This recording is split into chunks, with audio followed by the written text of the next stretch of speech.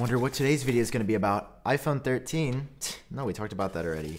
New iPad Pros. No. Ooh, Apple March event. All the rest of these just say Mac, so I guess we're going to be talking about the Mac. What is up, guys? Sam. I guess you could call it Mac Rumors week here on iUpdate, because there's a little bit nothing else, which I can't complain about because like I'm hyped for the new Mac stuff. From new designs for the iMac and colors coming to a look at the Mac Pro, the design described is just absolutely bananas, to leaked benchmarks for the M1X, and then we've also got like details about other current M1 Mac stuff. There's a lot to go into, so if you're looking forward to this one, drop a like down below to seriously help me and the channel out, and hit subscribe down below and turn on that bell for notifications so that you always stay up to date on the latest Apple news. Also, if you haven't already, make sure to subscribe to my new podcast, Genius Bar, that I do each and every single week. Down below in the description. We have a ton of fun. You guys have been loving it, and new episodes drop every single Monday. So if you want to have some more fun off the channel, if you're on YouTube, check out the pod. I think the most logical place to start here is like with current kind of stuff, and then we can go into more futuristic stuff. That's the way I'd like to digest this information. So let's hop into my bowels and get going. So first up, if you do want to buy an M1 Mac, now's actually a really good time to buy one from Apple's refurbished store, because for the first time they've released these refurbished M1 Macs. They are literally like new. Like if you were like, hey Sam, should I buy like a brand new M1 or refurbished? Everyone that I've ever talked to that has bought refurbished from Apple says it was just as nice or nicer than a new Mac. So like you save 15% across the board on MacBook Air, Mac Mini, MacBook Pro. I think you can get like a good Mac Mini for like $600-ish, $700-ish. Like it's an insane deal if you've ever wanted to buy an M1 computer, or you want like a secondary computer and you've been like, I've heard all this stuff about M1. This is like a really good deal. But maybe you're like, well, I don't know about these M1 Macs because I've been seeing stuff about malware. I said malware. I think it's actually malware. Okay, basically I've been reading into these stories because I was like, okay, obviously this is like going to be targeting Apple Silicon for the first time. Is it a big deal? There's like 50 stories about it over the week. But I don't think it means anything. I think it's just like a lot of hyperbole because people are like, ooh, first malware for M1. Remember that thing back in the day where everybody's like, the Mac can't get viruses? I feel like this is just an extension of like old media being like, but see, they can get the virus if they're doing this stuff. I just think this is one of those stories where it's like, oh, it was discovered. Oh yeah, these things are happening, but my computer's been fine. Yeah, I mean, from what I've seen, not a big deal. Apple will just continue it. It's their security. So it's like, yeah, maybe if Apple never updated security ever again on the Mac, these could become problematic. Is that gonna happen? No. Why is this a story? Why are we talking about this? Let's move on to the significantly more exciting things, like the M1X Macs. Specifically, I want to go over the specs for M1X because we've heard rumors, we've heard some like rough specifications, but on CPU Monkey, they claim to have gotten the deets about the M1X. And I think it's, I'm pretty sure that it's real. And most importantly, I want to look in the context here of M1X versus M1, which CPU Monkey has this great tool to like compare the both. So first of all, M1X, same base frequency, it's a 3.2 gigahertz core processor, but there's 12 cores in M1X versus 8 in M1. And then when we get down here, the technology, like 5 nanometers, the exact same, but the GPU RAM is going up to 16 gigabytes from 8. So it seems like the in-house graphics, this is maybe just in addition to the actual graphics card that Apple may introduce, the Apple branded GPU, but the integrated graphics is doubling in RAM, which is great for somebody like me that does video. Memory increasing as well here, going from 16 gigabytes maxed on M1 to 32. You know, not that you even need that much RAM on the M1 stuff because they handle memory so well, even when you have something as little as like 8 gigabytes.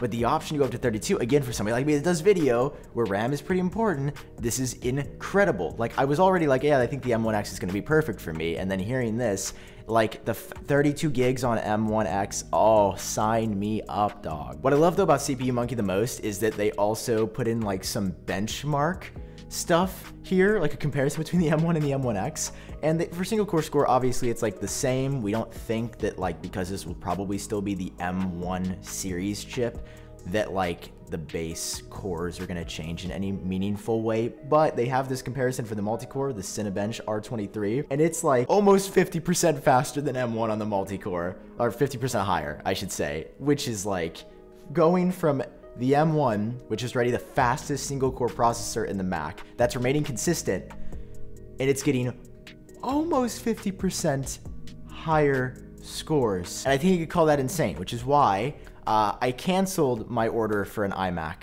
Pro the other day, because I had bought one in desperation because I needed a new computer. And then as soon as I started looking at these benchmarks, I was like, nah, because coincidentally, it's the same day that these renders came out. Now, I know you guys maybe don't have 20/20 vision, but let's go ahead and put on our goggles here. Can you guys see who these renders are from? My gosh, I just wish they would have watermarked it. It's so hard to find who really made, I mean, was this a Mac rumors rumor? No, it was this, oh, it was John Prosser and concept creator. John, I love you, but was this necessary? Did we need this many watermarks? Like, couldn't we have just done this? Couldn't just one little watermark have been enough? Okay. Regardless, it was worth the work that they did, because John Prosser gave us some new exclusive details about the next generation iMac, showing us the design, and most importantly, that it's going to come in colors. So not just any colors, not like, oh, the standard iMac will now be available in space gray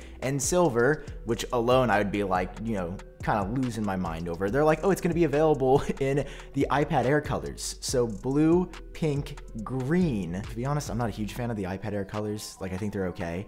But, I mean, I think I'm going to be going space gray. Space gray or blue, probably space gray. I mean, the renders here, say what you will about them, they look phenomenal, because I've wanted an iMac that has looked like this since I took my first breath at age 0, basically. I've always wanted this, and now it's actually happening. But that's not even like the crazy thing here. We also get images of the new Mac Pro, or rather I should say an image, which has been described as like a bunch of Mac Minis stacked on top of each other. This is the vision for what the Apple Silicon Mac Pro will be. It's like the G4 Power Mac Cube, but it's all aluminum, like the current Mac Pro, but it's like this big. I don't understand why, like, I don't understand Apple Silicon. Like, for real though, Apple is implying that they're going to be able to pack the power of the full-size, largest tower that they've sold in years in something the size of this. And while they're rumored to be keeping the Intel around for customers that want it, this is the future of the Mac Pro. And I'm going to tell you right now, I want this. I want this cube, put it in my house, deliver it to my door, Tim Cook, please. And I think we have time for a couple of bonus stories today, just little tidbits. At one point, Apple was apparently working on a 15-inch MacBook Air, but I don't think that that is going to end up coming out. I believe Gurman said they were like experimenting with it, but that it probably won't actually make it into production. The 14-inch MacBook Pro and 16-inch MacBook Pros that are expected sometime later this year, probably in the summer, I think we're hearing, they say that there's going to have mini LED, which is phenomenal, and they're getting the SD card slot and HDMI ports back. So these new MacBook Pros, which I think is what Apple's going to start off the silicon releases this year with, are going to just be absolutely nutty. Is there anything with Apple Silicon that's not going to be nutty? Because I can only get, my endorphins can only release so much in my head when I talk about Apple Silicon, and they're peaking right now. So I hope you guys enjoyed this video. If you did and you learned something new, drop a like down below, and of course hit subscribe for more videos like this in the future. I've been Sam, I hope you're doing well, and I will catch cool cats in my next video.